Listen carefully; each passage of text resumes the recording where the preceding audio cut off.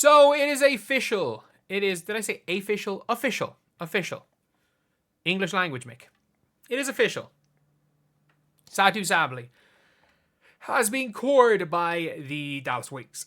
And ironic thing is that people are saying there is no way, like, the Wings have to, she can veto trades, or the Wings have to accept trades, or they can't just keep her. The Wings can just keep her, which is the craziest thing that can happen. But we've seen it with Elena Deladon, that Elena Deladon was basically just not playing basketball last year. And to be fair, everybody expected this. Every single person expected the core tag to be there, because officially they offered Uzun a qualifying offer, and they obviously Jaylen Brown signed a contract, but they officially extend a core qualifying offer to Satou Sabally. I'm guessing we see something similar with Kelsey Mitchell, and there is a misconception, and I do want to apologize because I've said it in a video that when you have a cord player, you can't trade for a cord player. You can, if you're only cord on that team, so you can trade for a cord player. The problem is that the contract becomes pretty much a supermax, and to be honest, for the Fever and the Liberty, because the Liberty are losing Sloot, the Fever are losing Wheeler, it's not actually impossible, because if they give out any, if they get rid of any contract, they're good. But it's going to be an interesting thing to see what happens with Satou. So obviously it's official. People are saying, I guess she wanted to be cored before new CBA, but she didn't have to put the Wings on blast. She could have been in silence like Kelsey Plum. Who knows if Kelsey Plum wants to leave? That's the problem. Hunter Cruz said in his video that the Liberty couldn't trade. That's where I got it from. I knew it. That's where I got it from. To be fair, a lot of people have got the misinformation from me. But I knew it was I thought it was on one of the podcasts where I'd heard that if they course Dewey, that they can't be traded. So according to the rules, it's entirely legal to keep teams core tag. Supposedly, I think it happened was it Brittany Griner, years and years ago, when they traded for Skylar Diggins. But it does seem to be a situation where they can trade for her, and it might be more simple if Stewie doesn't become cored, because of the way you have to renegotiate. If you go, she probably has to renegotiate a different contract, but I don't think it's going to make any difference whatsoever to Satou.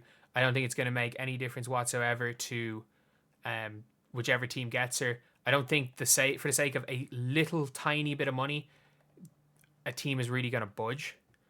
I think it's going to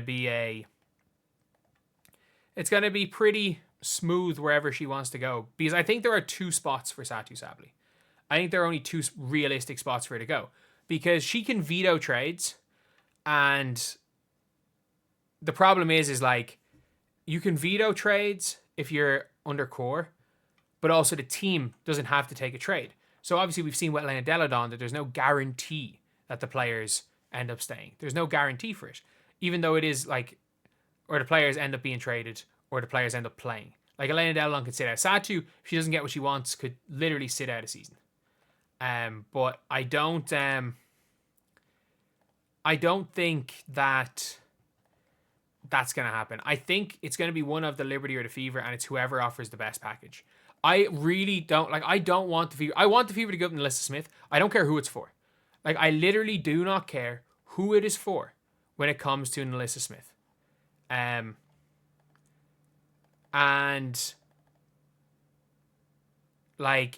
I will take anything. I will give up a freaking 20, maybe not a draft pick. I don't want to give up draft picks because these 2025 draft picks are gold dust. I think the Fever can literally come out with, potentially, in the first round, you can go and get yourselves what's her name? You can get in the first round a Anissa Morrow type player.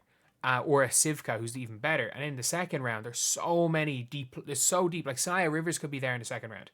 If you can get Sanaya Rivers in this squad as a kind of backup Lexi Hull, backup type wing, and if she can figure out the shot, that could be huge. And it's I don't want to give up too much if you're Indiana for Satou. As great as Satou could be, just because of the health issues. because I think New York have the better draft pick. Like New York, I know it's one pick higher, but New York has a better draft pick. New York can potentially trade Hanju. They can potentially trade Maureen Johannes, who are players that are interesting for teams. They can trade Kennedy Burke. They've got a lot more assets, and it just depends on how much the Dallas Wings value Melissa Smith. Because I don't know if Grace Berger, the 8th pick, and a 2026 first will outbid the New York Liberty's pick. And if the Liberty are dumb enough to put Leonie Fiebich in to that trade to get Satou, if I'm the Indiana Fever, I'm immediately calling Dallas and saying, we will give you Melissa Smith. Let's just say they get Leonie Fiebich and 7 for Satou. That is what the Dallas Wings get. I would immediately call and go, we will give you Melissa Smith and a 2027 first. Melissa Smith, a 2026 first and a 2020 and our second round pick this year. We'll give you all of those picks. And you've got pick 7 already. We'll give you all of those. What we were going to make the Satou package. We will give you that for Leonie Fiebich. And I think if Fever don't do that, they're dumb. Like, Leonie Fiebich is ridiculous. But Satou being cored was to be expected.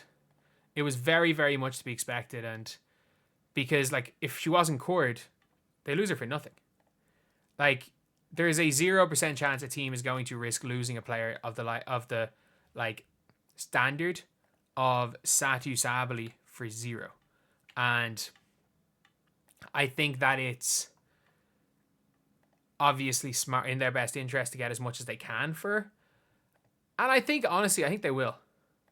I think they're going to get a really good offer for her, even on a core designation, because of the fact there's a bidding war. But I also think that because of the fact that this is a 1-year rental, and everyone's like, oh, Satou might stay at the Liberty. Like, she wants to stay at the Liberty. She might stay at the Fever.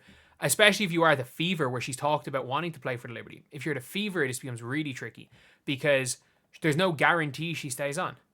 Whereas it's more likely she stays on if you're the Liberty because her sister's there.